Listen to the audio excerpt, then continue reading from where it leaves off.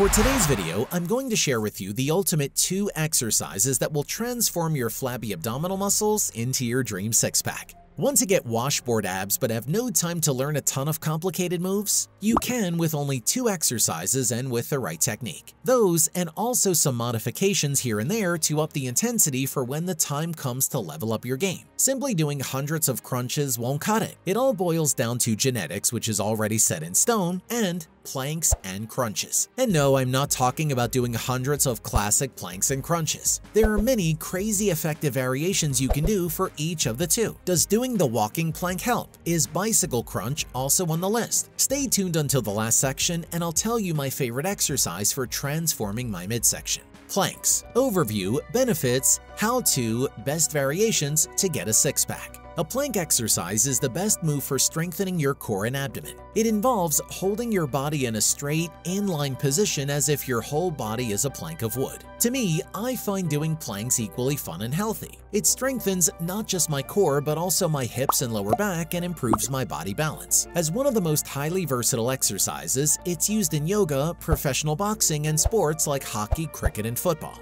Adding planks to your routine has a multitude of benefits including improved posture and flexibility, which I'll discuss next. Benefits of planks. Improved posture. Whenever my back feels stiff and sore from sitting for long periods, I always do planking. Planks can help improve your posture. It strengthens your back, chest, shoulders, neck, and abs, making it easier to keep your shoulders back and your lower back in a neutral position while sitting or standing. Ultimately, this helps establish good posture. Planks also help keep you from hunching while standing or sitting for a long time. Stronger core. The spine, shoulder bones, pelvis, and joints are all parts of the core. With a strong core, you will perform your exercises better. And the 4 most important muscle groups that constitute your core are strengthened with the help of the plank exercise. Increased flexibility. It may not seem like it, but planks are actually a fantastic way to stretch out the lower half of your body. The hold position lengthens your hamstrings and arches your feet. I also use planks, specifically side planks, to stretch my sides. Greater muscle activation. Planks are suited for practically everyone. It's not hard on the spine and back. But more than anything, these exercises don't just work your whole body, not only your core. Planks require your arms, your legs, and all of your abs to do the work, which makes them more efficient and an all-rounder workout. How to do a plank. Number 1, use an exercise mat to provide padding so you can be comfortable on all 4s. The traditional plank is done on your palms. Number 2, starting in the plank position, face down with your forearms and toes on the floor. Number 3, your elbows should be directly under your shoulders and your forearms must be facing forward while your head is relaxed and your eyes on the floor.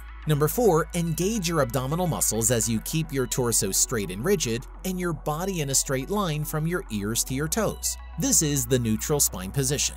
Number 5, make sure your shoulders are down, not creeping up toward your ears while your heels are over the balls of your feet. Number 6, hold this position for 10 seconds if you're a complete beginner. Over time, work up to 30 to 60 seconds. 6 best plank variations for six-pack abs. Number 1, side plank. Instead of the traditional plank of having both of your arms as the support, you only use one arm for support as you work the sides of your body separately. As such, it effectively promotes balance and adds intensity to exercise for an even greater muscle burn. Start on your side with your feet together, supporting your upper body only on one forearm with your elbow positioned directly beneath your shoulder. Squeeze your core and lift your hips until your body forms a straight line from your head to your feet. Maintain this position without dropping or sagging your hips for the allotted time for each set. Do the same on the other side.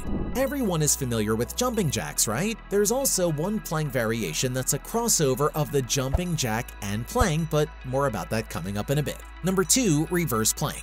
This is like your usual straight arm plank, but only in reverse position. I understand if you feel intimidated by the sound of it, but this is excellent at targeting both the front and back of your body. It's most commonly seen in yoga though, so if you're acquainted with yoga, then all the better. Start by sitting on the floor with your legs fully extended in front of your body. Place hands behind your hips and position them slightly wider than your shoulders with the fingers pointed towards your hips. Lift your hips and torso off the floor and look up towards the ceiling, keeping your neck relaxed. Keep your body in a long line with your softly pointed toes. Hold this position for 30 seconds and then slowly release to the floor. Although reverse planks are great at sculpting your abs, wait till you hear how hard a walking plank can get at targeting your abdominal muscles. Number 3. Walking plank. Also known by many names like the up-down plank, alternating hand plank, and commando plank. This plank variation targets various muscle groups as it requires transitioning from a high plank to a forearm plank. Aside from your abs, it also targets your triceps, shoulders, and lower back. Start by getting into the regular plank position with your palms flat on the floor, arms straight, and hands beneath your shoulders. Squeeze your core as you drop your left elbow down to the ground, followed by your right. At this point, you should still be in a plank position with your weight supported by your elbows. Hold it before you press your left palm into the floor and rise back up to a high plank position. If you're looking for an even more ferocious plank when it comes to torching your abs, then I'm telling you it couldn't get more intense than the number 4 bear plank. By the time you've done a couple of bear planks, your body is going to be roaring with burn. Seriously, your entire core, including the deeper abdominal muscles and those along the spine, are targeted in bear planks. From newcomers to professional athletes, this exercise is made for you. Start in a bear-like position, on your hands flat against the floor and knees and with your toes flat against the floor. Align your shoulders over your wrists, keeping your knees bent at 90 degrees. From there, transfer your body weight forward until you feel it in your chest and shoulder muscles. Raise your knees until they're hovering an inch or two above the ground. Brace your abs and glutes as you do so and hold this position for 20 to 60 seconds while keeping your breathing steady. Number 5. Plank shoulder tap.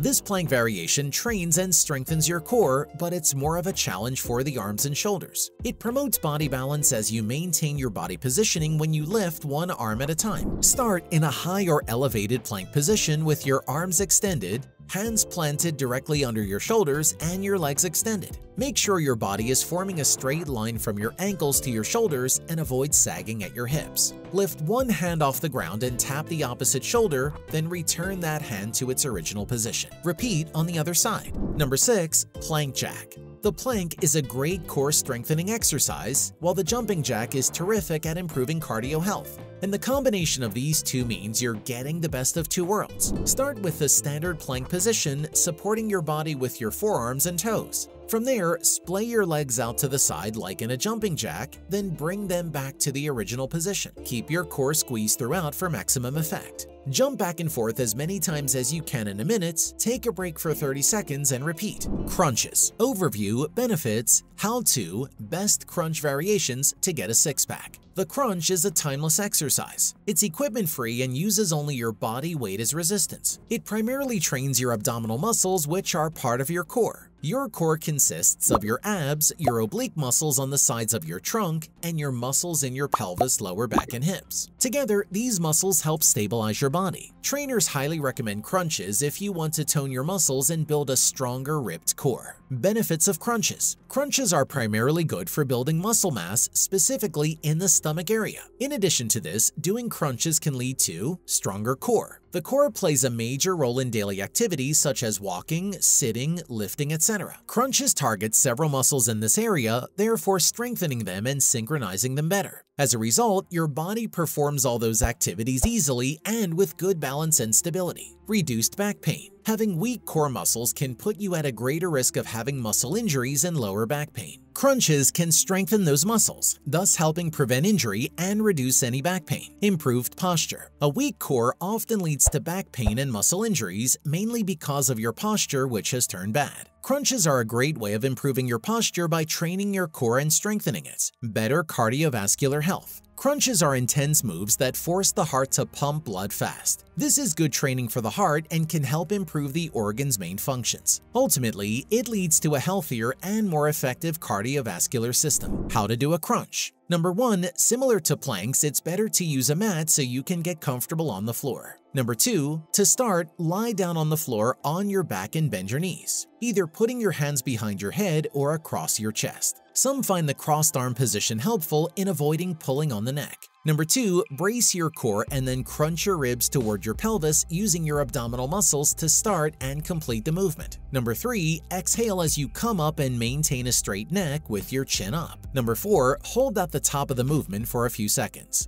Number 5. Slowly lower your back down, but don't relax all the way. Number 6. Complete 15 to 20 repetitions with perfect form for each rep. You may think that doing hundreds of crunches a day will get you a six-pack fast, but unfortunately, it isn't as easy as that. To get a six-pack, it's going to take a lot more than just 10 minutes of doing crunches, and it certainly won't make a difference if you're just doing one variation again and again. Thus, with that in mind, here are the best crunch modifications you can do for getting six-pack abs. 6 best crunch variations for six-pack abs. Number 1. V-sit crunch. This ab exercise simultaneously works several areas of the core while also training your balance. It's a serious muscle burner that some cannot do more than 10 to 12 V-sits before reaching failure. Start by lying on your back with your arms by your side. Raise your legs and torso off the floor to prepare. Now, bring your knees in and raise your torso higher with your arms out right in front of you. Slowly return your torso to the floor and straighten out your legs as you do.